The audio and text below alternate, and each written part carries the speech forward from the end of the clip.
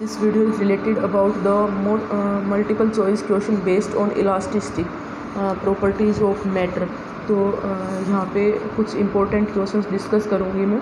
तो चलिए स्टार्ट करते हैं। फर्स्ट क्वेश्चन है आपका, the couple required to twist one end of a wire through a given angle theta is equal to.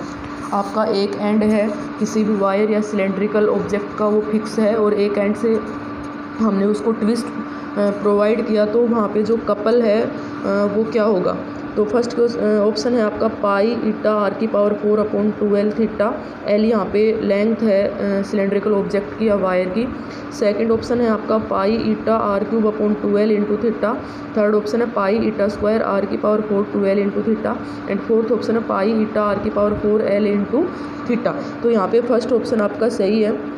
जो couple require to twist any cylindrical wire is pi eta r की power 4/12 into theta, और ये proportional होता है किसके, are की power 4 के। Second question है आपका, the torsional rigidity of the material of a wire when the wire is twisted through a given angle. तो टॉर्जनल रिजिडिटी क्या होती है, couple required per unit angle, है ना। तो यहाँ से अगर हम जो कपल हमने फाइंड आउट किया है फर्स्ट क्वेश्चन में, अगर उसको थीटा से डिवाइड कर देंगे तो हमारे पास क्या आ जाएगी, टॉर्जनल रिजिडिटी आ जाएगी। तो यहाँ पे इसके फर्स्ट ऑप्शन है pi eta square r²/12। Second है पाई ईटा r²/12। थर्ड ऑप्शन है आपका पाई ईटा आर की पावर 4/12। एंड लास्ट ऑप्शन है पाई ईटा r³ तो यहाँ पे इसका थर्ड ऑप्शन सही है, पाई ईटा आर की पावर 4/12। तो ये क्या है, टॉर्जनल रिजिडिटी। नेक्स्ट क्वेश्चन है आपका, bending moment of A rectangular beam under the action of deforming force, और आई जी आपका क्या है, geometrical moment of inertia of beam. तो बेंडिंग मोमेंट आपकी क्या होगी किसी भी रेक्टेंगुलर बीम की, वो होगी YIG/R। आई जी आपका क्या है, मोमेंट ऑफ इनर्शिया है। आप यहाँ पे आई जी की जगह जो रेक्टेंगुलर बीम हमने ली हुई है इसका मोमेंट ऑफ इनर्शिया भी पुट कर सकते हो। अगर वो आ जाए तो आपको ध्यान रखना है, अगर आई जी की जगह आपका रेक्टेंगुलर बीम जो है उसका मोमेंट ऑफ इनर्शिया अगर रखा हुआ है तो आप वो भी पुट कर सकते हो यहाँ पे। तो इसका सेकंड ऑप्शन सही है। नेक्स्ट क्वेश्चन है आपका, relation between y Young's modulus eta modulus of rigidity and sigma Poisson's ratio. तो इन y ईटा और सिग्मा के बीच में जो रिलेशन है वो क्या होता है, तो ये फर्स्ट ऑप्शन सही है, eta is equal to y/2 into 1 plus sigma. So this is the relation between y eta and sigma. Next question है, in Poisson's ratio, Poisson ratio आपको पता है सिग्मा क्या होता है, beta alpha. The value of alpha is given by, तो यहाँ पे जो ये अल्फा है ये क्या होता है, तो फर्स्ट ऑप्शन है आपका stress per unit longitudinal strain. Second option है strain per unit normal stress. Third option है longitudinal strain per unit stress. तो यहाँ पे जो अल्फा की होता है वो क्या होता है, longitudinal strain per unit stress, और ये यंग्स मॉडुलस के अपोजिट होता है, ठीक है ना।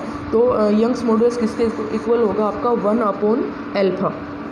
नेक्स्ट क्वेश्चन है आपका, relation between y Young's modulus eta modulus of rigidity and k, जो कि क्या है, bulk modulus is.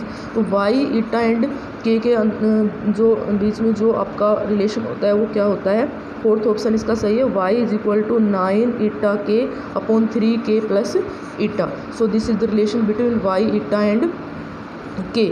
Next question है आपका,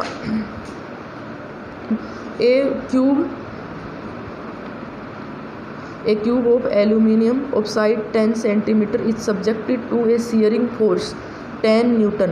The top surface of the cube is displaced by 0.01 cm with respect to bottom. Calculate modulus of rigidity. तो हमारे पास कोई भी क्यूब है जिसकी साइड आपको दी हुई है 10 सेंटीमीटर और उसके टॉप सरफेस के ऊपर एक 10 न्यूटन फोर्स लगाया हुआ है, जिसकी वजह से जो उसका टॉप सरफेस है वो 0.01 सेंटीमीटर आपका डिस्प्लेस हो गया है और बॉटम आपका एज इट इज़ है।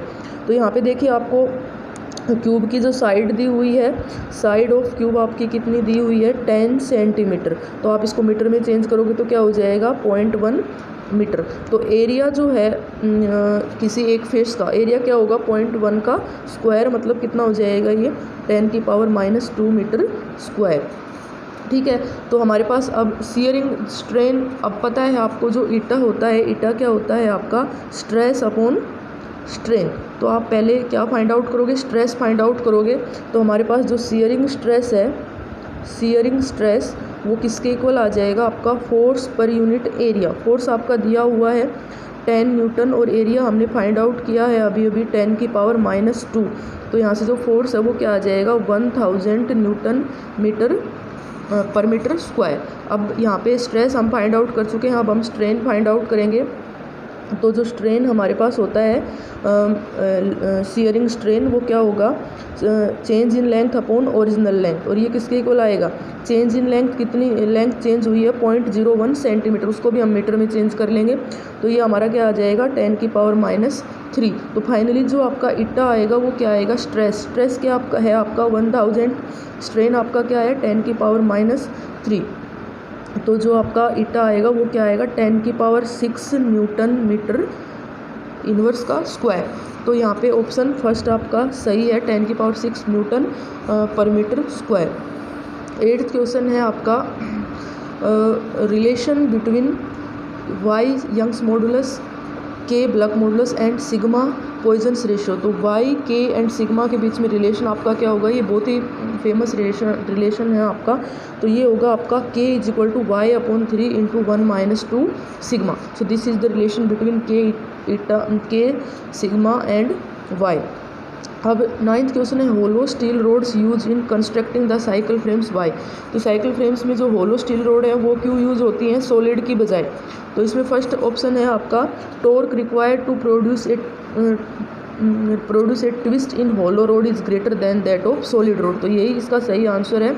होलो स्टील रोड्स क्यों यूज होती हैं, क्योंकि torque required to produce a twist in hollow rod is greater than that of solid rod. ठीक है। अब नेक्स्ट क्वेश्चन है आपका 10th का इलास्टिसिटी डिपेंड्स अपॉन। इलास्टिसिटी किस पे डिपेंड करती है, फर्स्ट है आपका नेचर ऑफ सब्सटेंस, सेकंड है टेम्परेचर ऑफ सब्सटेंस, थर्ड है number of impurities present in substance और फोर्थ है ऑल ऑफ दिस। तो यहाँ पे ऑल ऑफ दिस, इन सभी पे आपकी इलास्टिसिटी डिपेंड करती है। नेक्स्ट क्वेश्चन है आपका 11 steel is more elastic than rubber वाई। स्टील है वो मोर इलास्टिक क्यों होता है रबड़ से। तो फर्स्ट है इसका the retentivity of deformation of रबड़ is less, the retentivity of deformation of रबड़ इज़ मोर। तो ये इसका सही आंसर है, the retentivity of deformation of रबड़ इज़ मोर। इसीलिए स्टील आपका क्या है मोर इलास्टिक देन रबड़। अब 12th क्वेश्चन है an elastic wire is cut to half its original size then the maximum load that the wire can support.